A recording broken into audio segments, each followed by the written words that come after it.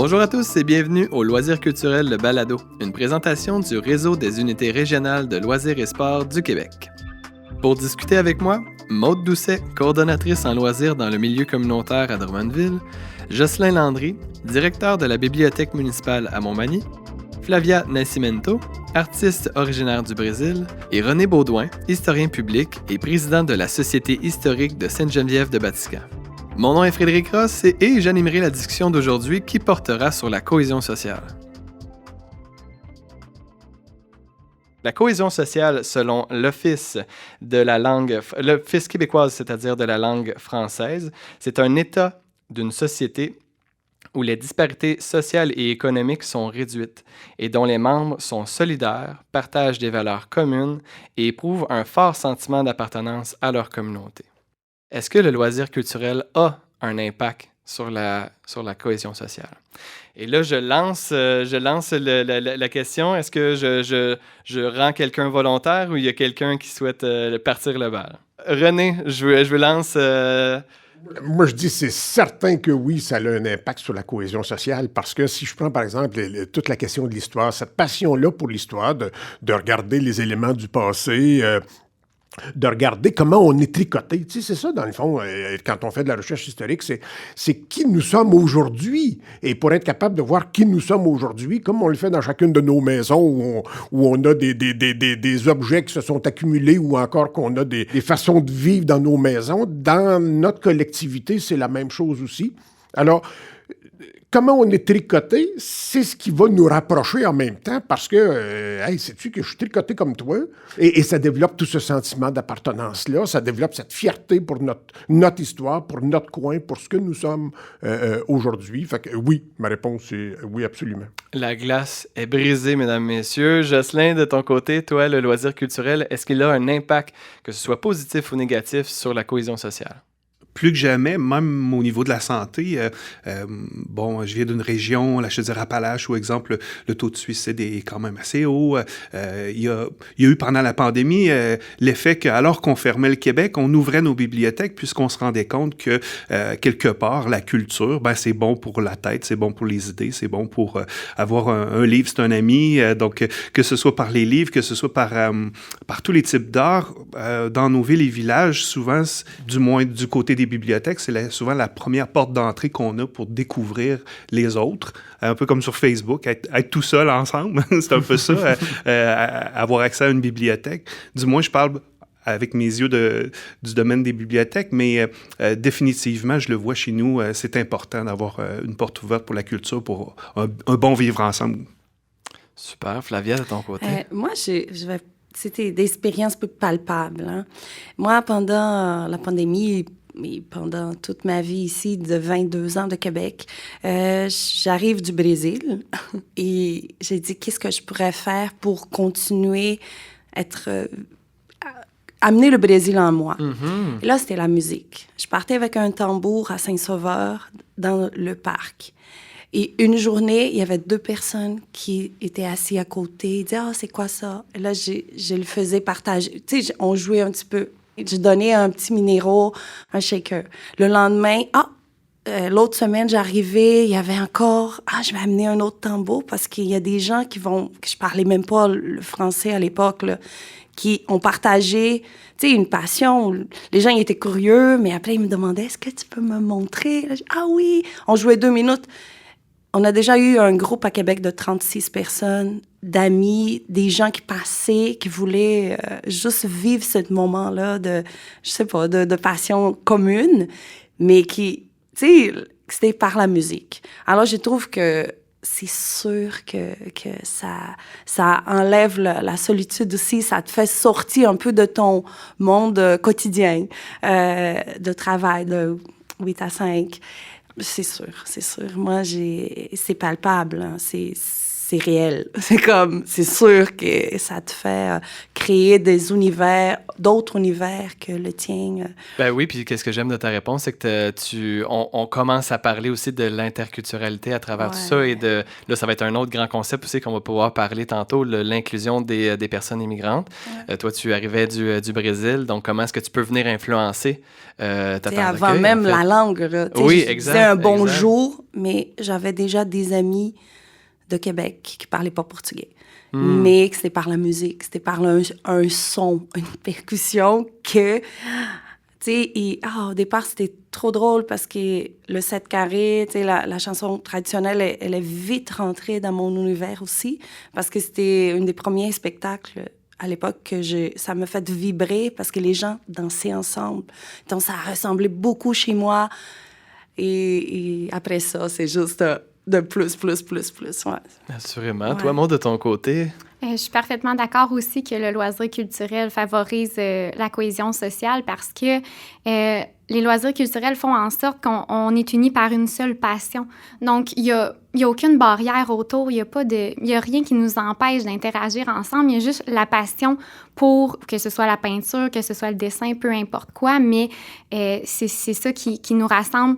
Puis, ça permet de créer des liens forts puisqu'il n'y a rien autour qui existe. Donc, des personnes qui ne se seraient peut-être pas rencontrées dans un autre contexte, là, sont amenées à échanger puis à créer des liens. Puis ça transforme les choses, c'est intéressant. Jocelyn? Dans certains villages, il y a à peine une bibliothèque ouverte 1 ou 2 heures par semaine. Donc, dans ces lieux-là, parfois, une fois une exposition face à un conteur, face à un chanteur, un danseur, une simple fois dans sa vie d'avoir tout jeune accès à ces univers-là, ça ouvre des portes, puis ça rend des jeunes plus grands, fiers, parce qu'il y a aussi de la fierté là-dedans. Dans nos régions, on n'a pas tout le temps la chance d'avoir accès à la culture, puis s'il y a des jeunes qui peuvent grandir, s'épanouir là-dedans, ben ils peuvent aller très loin. Donc, oui, René? Puis Jocelyn a tellement raison. Tu sais, moi, j'habite une localité, on a 1 millier de population, fait qu'on est une petite localité, puis effectivement, tous ces défis-là qui sont présentés, dont Jocelyn parle, on les vit chez nous aussi, là, tu sais, avec une bibliothèque qui n'est pas ouverte longtemps, avec un certain nombre de services culturels, là, tu sais, qui sont absolument pas comparables avec la grande ville. Et le grand défi qu'on a, c'est d'arriver à... Parfois, je vous dirais, à botter suffisamment le derrière des décideurs pour qu'ils arrêtent d'évaluer la qualité d'un projet en fonction du nombre de personnes qui vont en profiter. Parce qu'à ce compte-là, il va rester que des affaires à Montréal. À Montréal, tu t'installes sur le coin. Moi, je fais de l'animation historique depuis 40 ans et je fais juste fendre du bois sur le coin à Montréal, sur le coin d'une rue à côté de mon poêle, en train de faire mes animations avec les autres qui font de l'animation historique. Et je fais juste fendre mon bois parce que j'ai besoin d'avoir des petits morceaux plus petits. Puis là, j'ai déjà 50 personnes autour de moi qui me regardent faire. Je fais juste bourrer ma pipe pour fumer ma pipe de plâtre. Et puis là, j'ai tout de suite 50 personnes autour qui regardent ça. Quand je suis dans le village chez nous, si je fais ça dans le village chez nous, je vais avoir 2 personnes autour de moi. Et là, le décideur va dire « Ah, 2 personnes, c'est pas bon. OK, donc eject, t'auras pas ta subvention, t'auras pas l'aide. » Tandis qu'à Montréal, c'est sûr que là, t'en as. Et c'est le gros défi qui se présente à nous autres. Alors, est-ce qu'il y a des lieux qui sont plus propices? Moi, je pense comme Jocelyn, tous les lieux sont propices à ça. Et toi, Maud, dans les centres communautaires, est-ce que tu sens que l'impact est plus grand dans les centres communautaires? Est-ce que tu vois que dans ta vision de ton territoire à Drummondville, est-ce que tu vois qu'il y a des endroits où est-ce que, là, je sens que le loisir culturel a un grand impact? C'est certain que ça a un plus grand impact, je trouve, dans les endroits où c'est moins accessible. Donc, plus il y a une accessibilité, plus c'est facile d'en faire vivre à plusieurs enfants. Et puis, comme à l'école, les loisirs qui sont proposés sont quelque peu imposés, tandis que quand on est dans le communautaire, on y va vraiment selon leur intérêt à l'intérieur d'eux, qu'est-ce qu'ils ont envie de faire, on leur propose. Donc ça, je trouve que l'impact est vraiment grand pour eux, étant donné que c'est leur propre intérêt, donc ils s'investissent. Et puis là, l'impact est encore plus grand. Mais c'est certain que c'est un défi au niveau de l'accessibilité de tous, là. Un grand merci, Maud, puis un grand merci de m'avoir nommé justement les impacts par rapport aux loisirs culturels sur la cohésion sociale. Je vous amène ailleurs, en fait. Je vous amène par rapport aux loisirs culturels de l'offre virtuelle.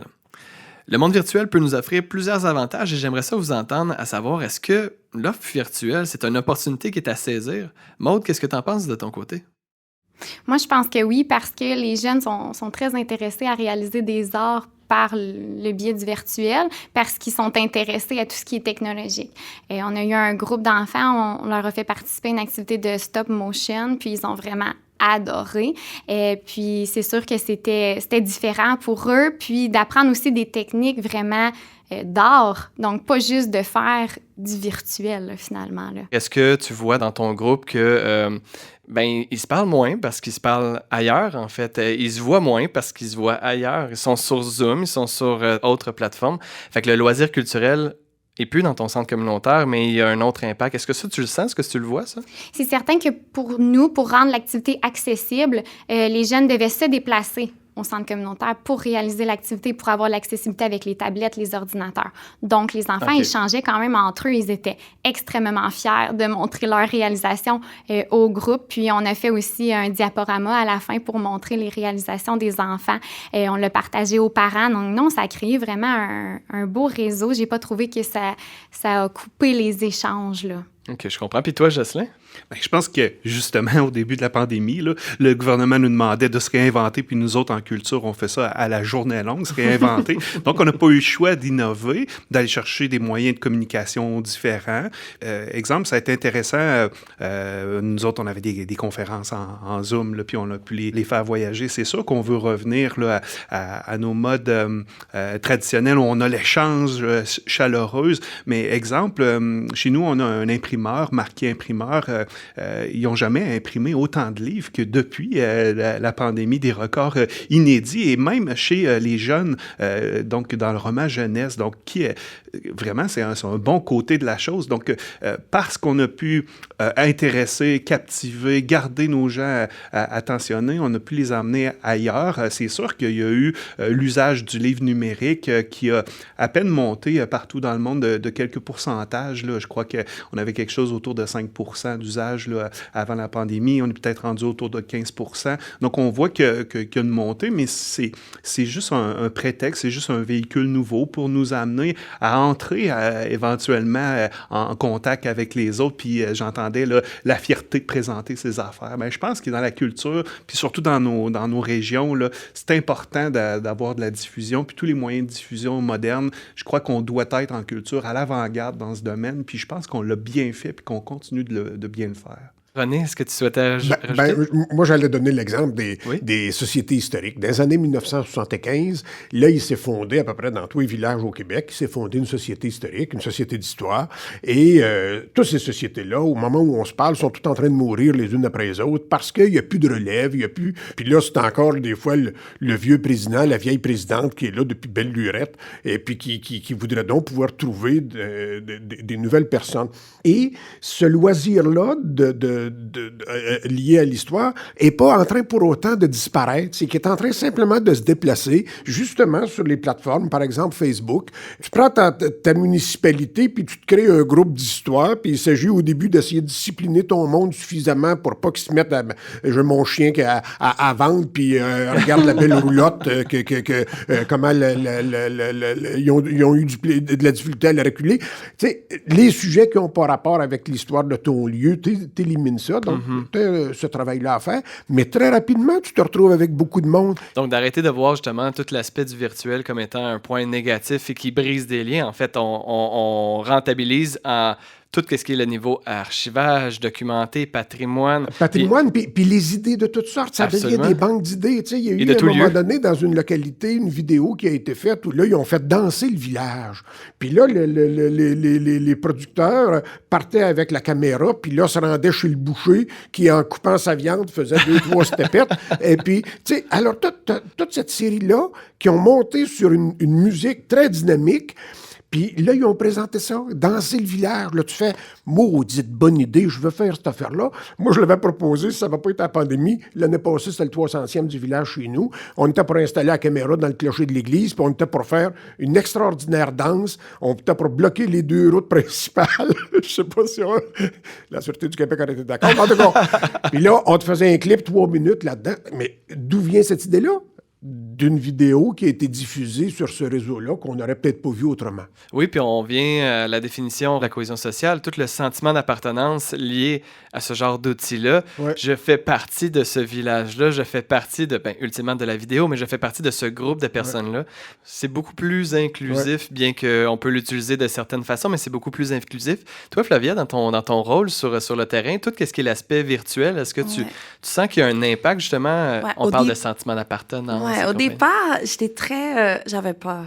Parce que j'ai dit, hey, tu sais, on va s'habituer là, à ne plus aller au cinéma ou ne plus aller voir un spectacle parce qu'on l'a là, ici devant nous, là, on n'a pas besoin. Mais c'est vraiment drôle, là, l'après-pandémie ou l'après tout ça, mais on est encore là-dedans. Je trouve que maintenant, on a un équilibre parce que les gens, ils peuvent pas juste rester sur les médias. T'sais, même les enfants, on voit, là, je fais aussi l'animation pour enfants quand on arrive. Et c'est comme si l'énergie, ils ont envie de nous manger, en mange, ils sont encore plus, il y a plus de motivation d'aller toucher, de participer, parce que je pense que ça nous manquait beaucoup, ça, justement, la collectivité, on était vraiment tout seuls. Maud, tu souhaites ajouter? Oui, ça me faisait penser, justement, il y a un côté accessibilité, justement, parce qu'on peut réaliser des ateliers à distance ou, exemple, un atelier culinaire, et là, une famille qui ne se serait pas nécessairement déplacée pour participer à l'activité, là, le fait. Puis, on voit quand même toutes les familles, là, dans l'ordinateur faire l'activité culinaire en même temps, donc ça devient intéressant pour ça aussi. Donc, c'est un beau réseau d'échange, même si c'est par le biais de la technologie, là. Jocelyn nous parlait tantôt aussi de l'aspect être ensemble mais seul, dans le sens que les médias sociaux, on est ensemble mais on est seul chez nous. J'aimerais ça faire un parallèle par rapport au livre et la cohésion sociale, parce que quand tu vas chercher un livre, théoriquement, c'est un loisir qui se fait seul, à moins que ce soit une heure de compte. Comment est-ce que tu peux venir justement comparer ça? Est-ce que tu vois qu'il y a une certaine limitation par rapport à, bon, je vais chercher un livre, la cohésion sociale, ça fait peut-être moins. Est-ce que tu le sens, ça? Ou elle se fait peut-être plus, parce que chez nous, une bibliothèque comme celle de Montmagny, c'est un lieu où il y a une 50aine de bénévoles qui nous accueillent. Donc, il y a d'abord quelqu'un qui nous dit bonjour dans le lieu physique, qui nous souhaite la bienvenue, puis qui nous demande comment a été notre livre, parce qu'on l'a rencontré la semaine passée. Puis là, il y a tout l'affichage des activités qui s'en viennent, un historien, un géographe qui vient. Donc, c'est un prétexte. Avant ça, dans nos villages, là, c'était le bout du quai, puis le centre d'achat où on se jasait ça. Aujourd'hui, on se veut ensemble dans ce qu'on appelle en bibliothèque, entre autres, l'idée du troisième lieu. Donc, après l'école, la maison, il y a ce lieu de rencontre. Puis, il va toujours y avoir de cette rencontre humaine. La preuve, c'est aussitôt qu'on a pu ouvrir les portes, on a vu revenir l'affluence de tous. Donc, je ne suis pas inquiet de ce côté-là que, comme monsieur disait tantôt, c'est juste une autoroute différente parce que c'est les goûts et les intérêts des gens qui vont les faire se rencontrer. Il y a des gens qui n'ont pas encore trouvé le bon livre. Puis nous faisions à un moment donné une conférence sur les chevaux canadiens à la bibliothèque. Et puis on a mis en évidence nos livres, puisqu'un livre vu est un livre emprunté. Et on a pu ce soir-là générer des nouvelles cartes d'abonnés. Donc, et par la suite est arrivée la pandémie où on a eu des conférences sur des sujets très similaires et on a pu revoir ces gens-là. Donc on est passé au mode physique, au mode hybride. Donc on commence à être bon dans l'art de communiquer sur ces nouvelles plateformes-là, mais on fait juste commencer, donc c'est excitant de voir la suite. Puis au niveau de l'arrivée justement du livre électronique, est-ce qu'il y aurait un danger là, à avoir parce qu'on se dirige moins vers les bibliothèques, parce qu'ils sont disponibles sur le web?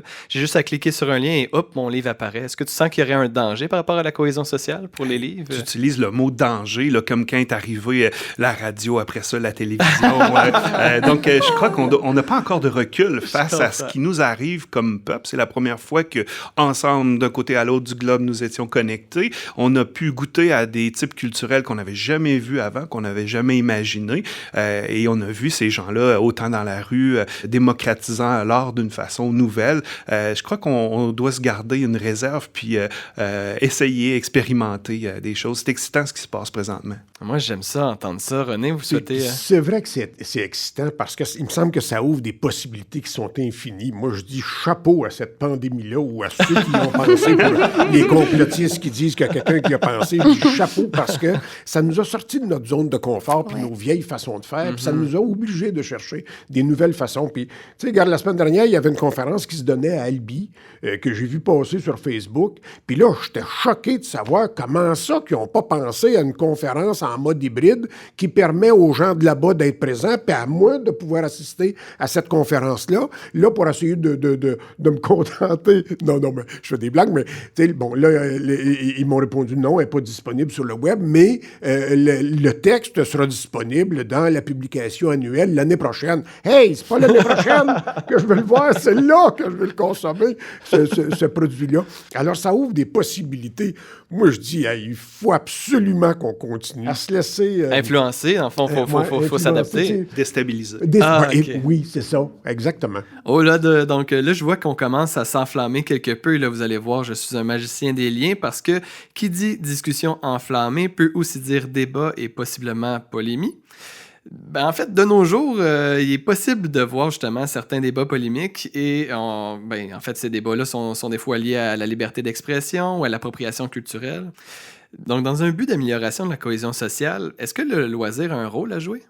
Jocelyn, est-ce que tu veux réagir? Ben, pensons aux bandes dessinées qui ont été brûlées au Manitoba. Oui. Donc, nous, les bibliothèques, on est un lieu de référence. Donc, les gens vont se poser des questions et auront leur sens critique à venir lire et apprendre avec quelqu'un qui a réfléchi sur une ou de ces nombreuses questions qu'on diffuse de plus en plus. Là, on parlait tantôt des médias sociaux, à la rapidité aussi à laquelle on pense connaître un sujet, alors que on a besoin d'avoir un lieu, d'avoir une maison où on va aller chercher nos informations, que ce soit par la bouche d'un conférencier ou que ce soit par le livre, que ce soit numérique, parce que des fois, on ne voudra pas aller l'emprunter en vrai, parce qu'on est peut-être inquiet du sujet qu'on est en train d'emprunter. Ben, il n'y a pas de souci.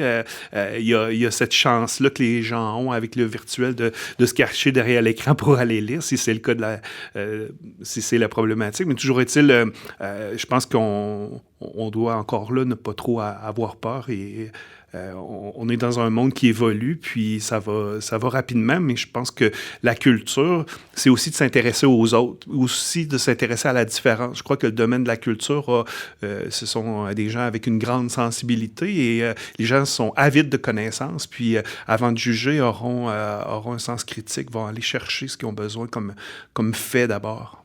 Et Flavia, tantôt, tu nous parlais justement tu as amené un petit bout de toi ici. Quand on parlait d'appropriation culturelle pour tout ce qui est le développement du loisir culturel, comment est-ce que tu le vois, ça? Ouais, ça me touche. Moi, j'ai jamais pensé trop à ça. Le partage, pour moi, c'était là depuis longtemps. Donc, je ne sépare pas. Ah, tu viens faire la samba ou tu viens jouer à la musique. Alors, tu appropries. J'ai jamais pensé, tu sais, c'est l'inclusion, là. Plus tu ouvres, plus tu vas avoir un monde ouvert. Plus tu fermes, plus tu te trouves tout seul, là. Alors, moi, c'est le grand colleux. Alors, les gens viennent et tant mieux si les gens, après, ils se sentent brésiliens de leur corps. Parce que j'ai plusieurs amis ici qui ont dit « Hey, mon petit Brésilien, le Québécois-brésilien de ma vie! » C'est ça, ça a toujours été comme ça. Je sais qu'il y a la polémique. Tu sais, c'est vrai, il y a de l'abus, mais je te parle de là. Le moment que je fais ça, j'ouvre, on mélange le folk. J'ai mais une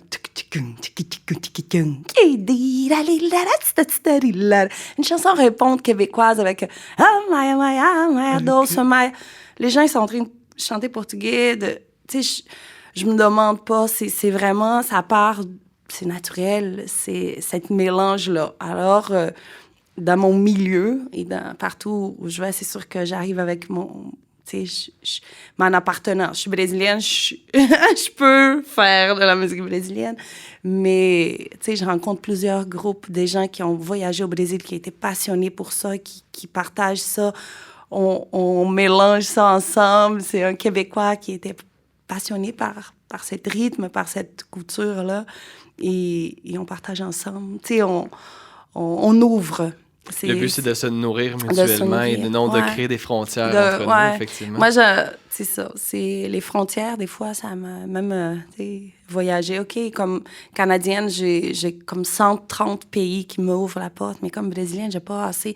Tu sais, j'ai jamais compris ça. Il y a quelque chose dans moi qui dit, man, on s'en va pas. Tu sais, plus on ferme, plus on va être tout seul, plus on va être dans la misère. Là. Donc, Alors, le loisir ouvrir. culturel a ce rôle-là de briser Ouais. ces frontières-là, Ces si frontières. si on veut, en fait, d'initier même des personnes par rapport à toutes les passions qu'on peut avoir liées au loisir culturel. Oui, à tout. Tu sais, je parle musique, je parle plus Brésil, parce que je suis comme...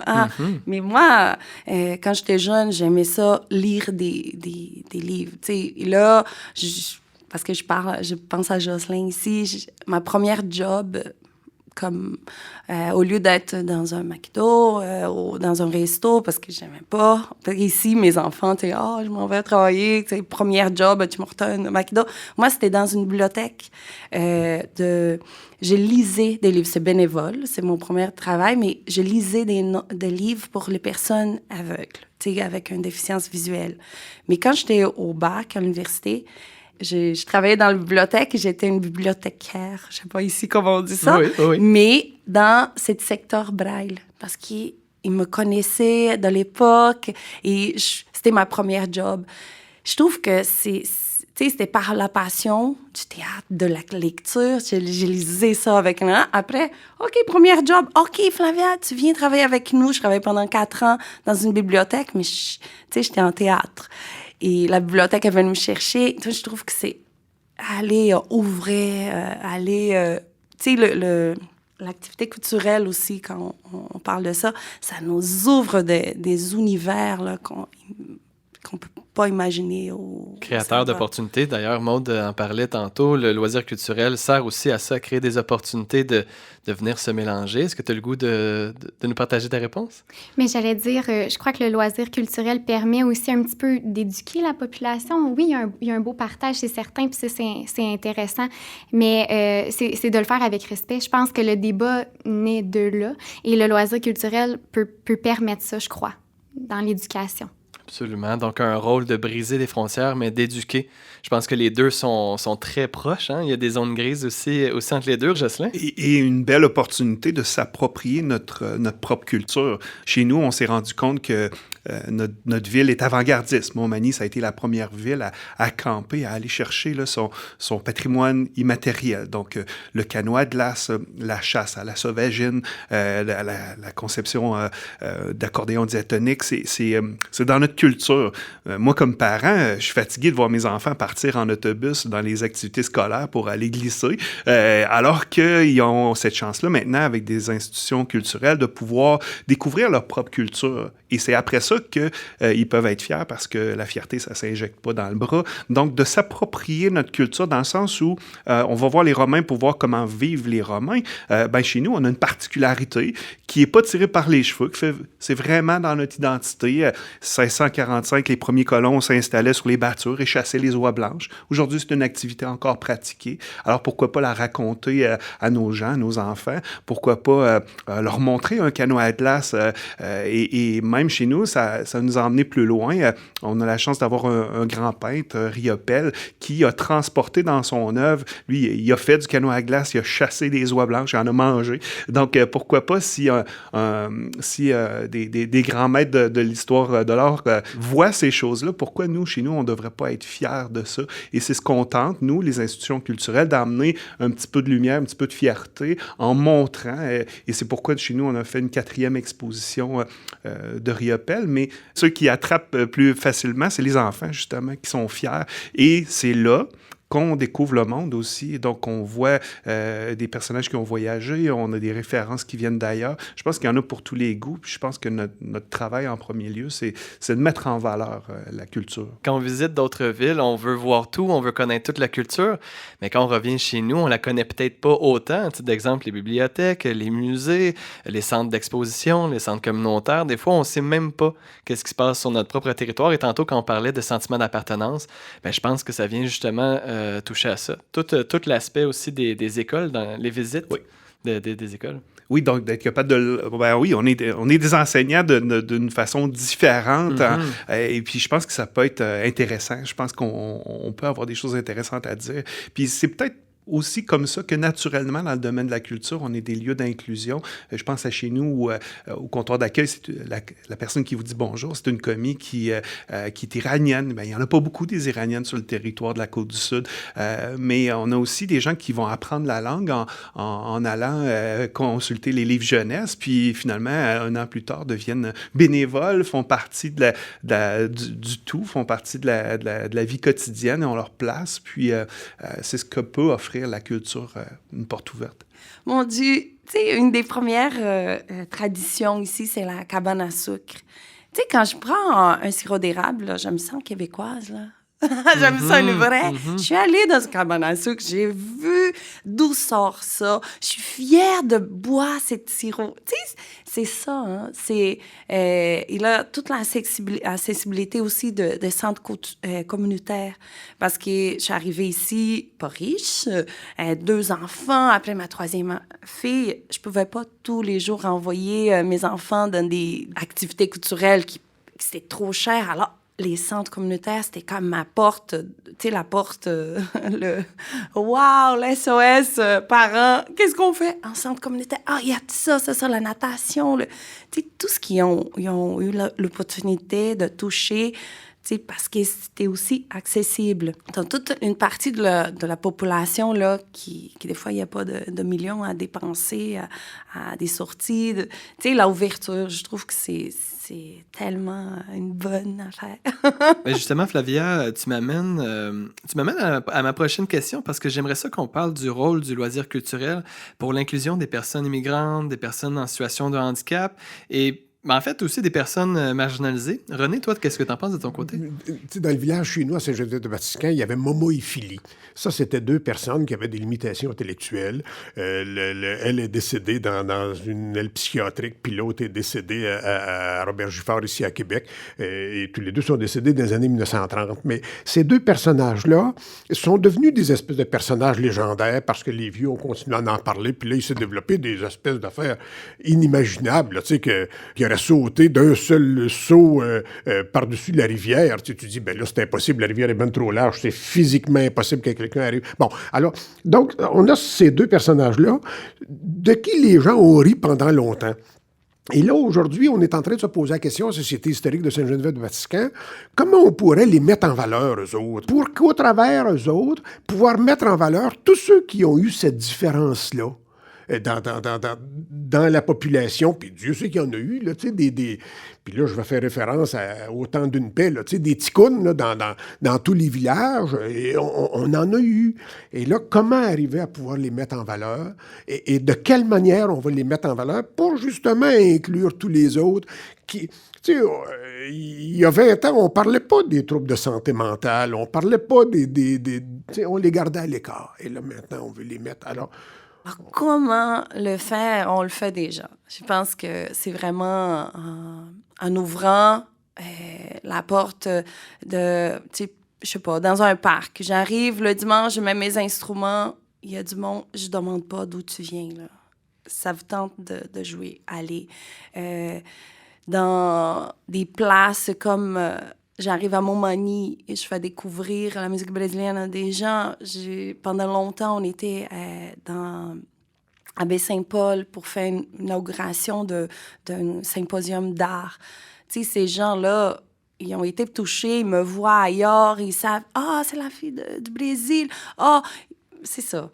C'est inclusif. Tu sais, quand on parle et qu'on joue et qu'on jamme, les gens qui viennent danser avec nous, qui ferment les yeux, qui oublient, ces gens-là sont un peu des fois, je les sens à l'écart et j'aime beaucoup ça parce que c'est sûr que dans la société, tu sais, on danse pas, là. Tu sais, quand on voit une musique, on part à danser. Ces gens-là, ils sont déjà un peu marginalisés.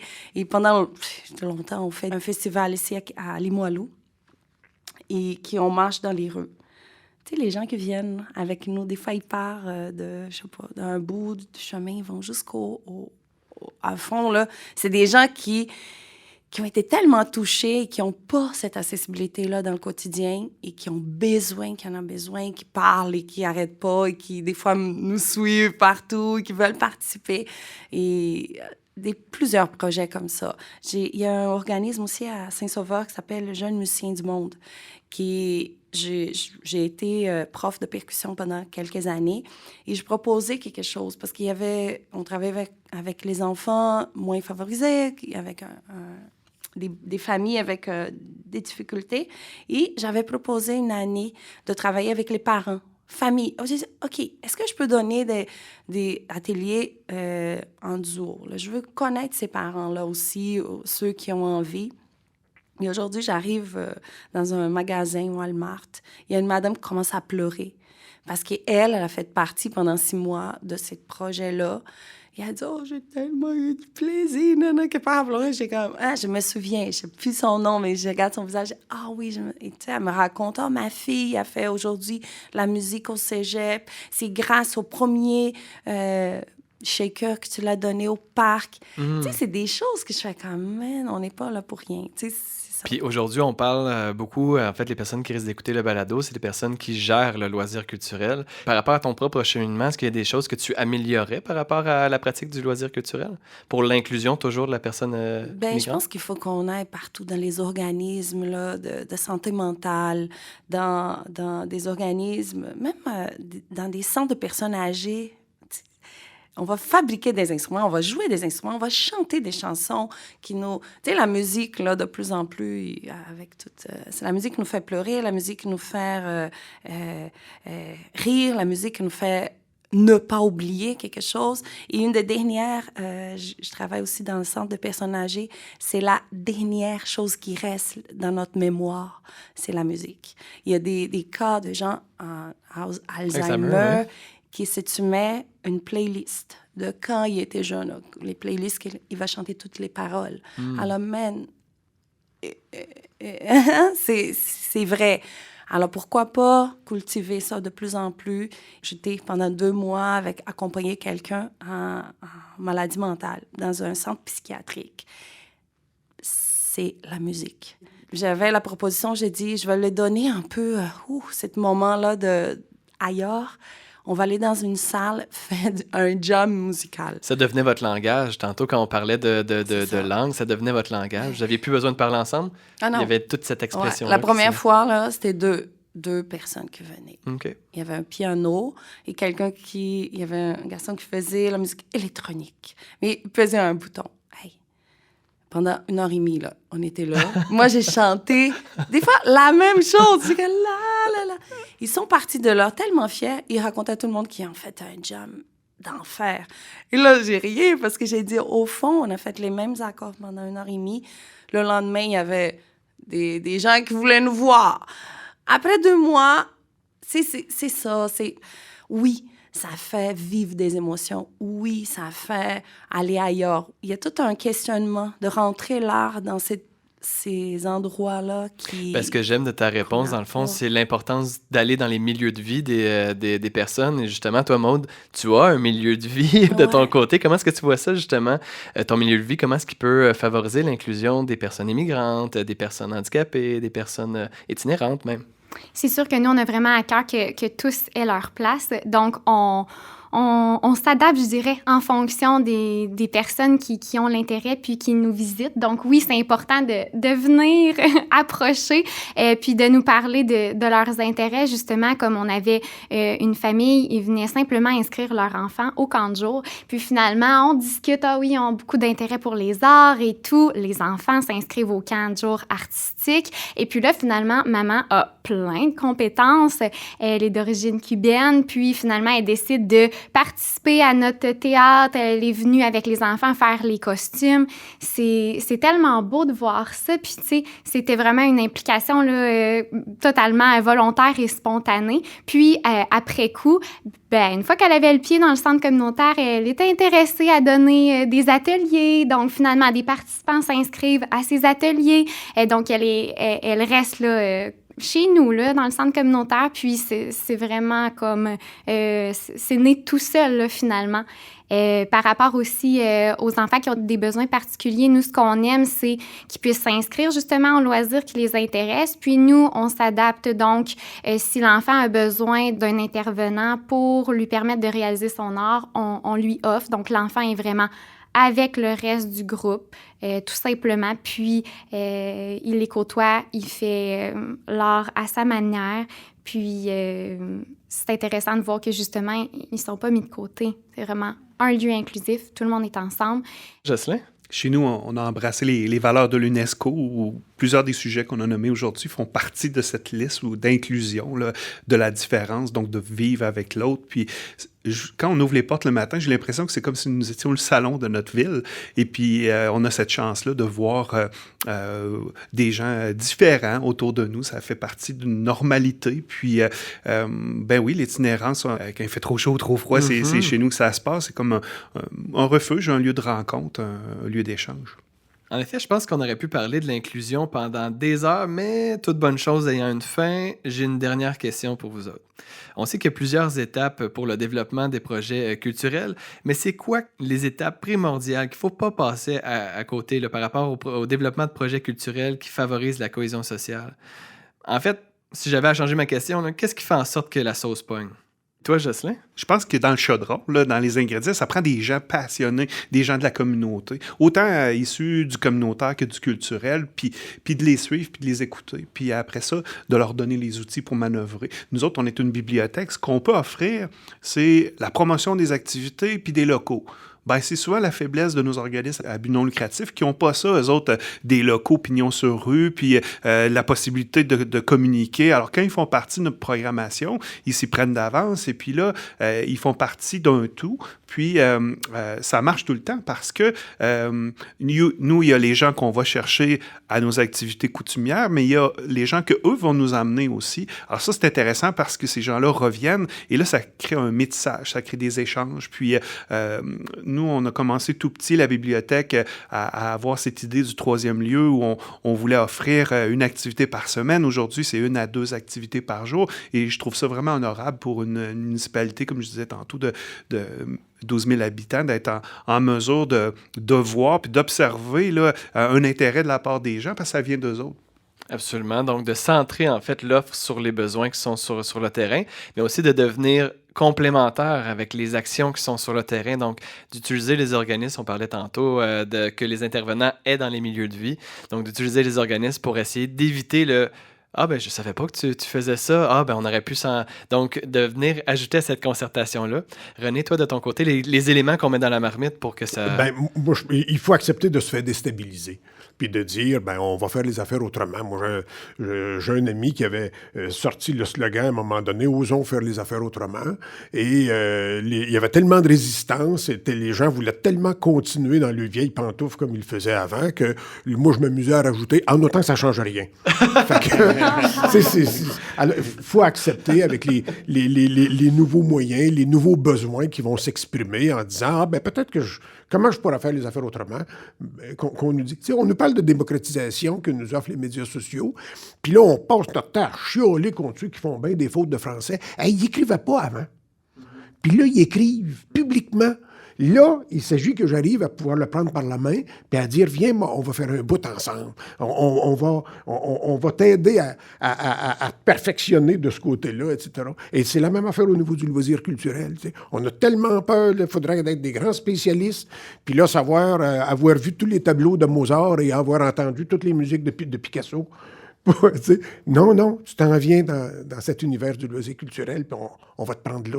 Donc, l'ouverture, mais aussi se donner le droit de... On est au niveau où est-ce qu'on est présentement, mais oui, on va évoluer dans ce niveau-là. C'est ça. Donc, c'est de laisser la chance d'être débutant, en fait. Oui. J'ai fait exprès quand j'ai parlé de Mozart et Picasso. Là, okay. Ouais, moi, c'est ça. En tout cas, ils ont comme toute la passion, l'ouverture, pas jugement non plus. Et moi, ça encore quelque chose de pratique. Dans les bibliothèques, il y avait un besoin d'ateliers pour enfants parents de moins de 18 mois. Et là, moi, je faisais pendant 10-15 ans ici à Québec de éveil musical. Et là, tout à coup, une directrice de bibliothèque, toutes les bibliothèques de Québec, elle m'a dit « Oh, Flavia, je sais que tu fais ça. Est-ce que tu peux faire un atelier? » Moi, j'ai fait « Hey, mais c'est la musique brésilienne. » On mettait pas ça. Flavia s'en va. Atelier de...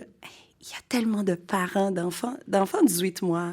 Ils parlent pas français, là. Tu sais, le coucou, c'est en portugais, c'est ici. Et à la fin, ces parents-là, ils étaient dans un voyage. Je faisais les voyages.